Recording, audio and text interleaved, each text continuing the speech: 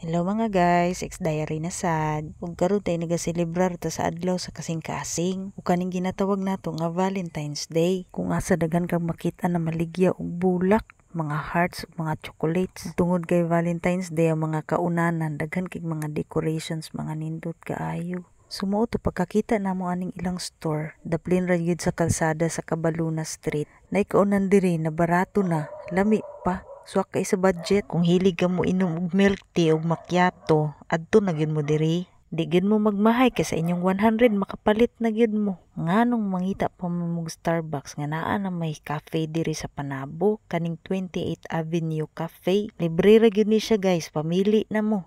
Libre ra mamili pero bayaran sad ninyo kay barato na gud ni. Lain sad og magpalibre ra mo kaon diri nga gikapitalan man ni nila mao day ning tag-iya o si sir. Butan kay ni si sir accommodating guys sa mua. Pero nakalimot jud ko pangutana sa iyang pangalan sa kalami aning iyahang mozzarella na pizza.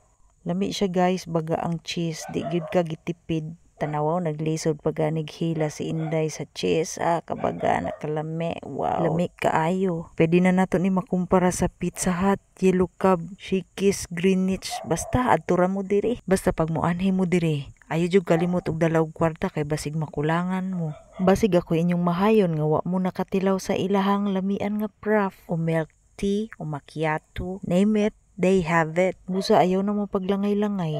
Na, mahutdan dyan mo. Kami gani, nakahapit na lang noon mi nga mamalit raman tag mi Milo, tanawa nagdala pag silupin. Kanilaging watay date, mangita tag pamaagi para palipayan atong sarili. Maintag na mamisik og chocolate diha. Ayo jud na ninyo ikadalo kay basig madiabetic mo. Remember sa una ra na sweet kadugayan amigaso na mo. Na, ay jud kumpiyansa.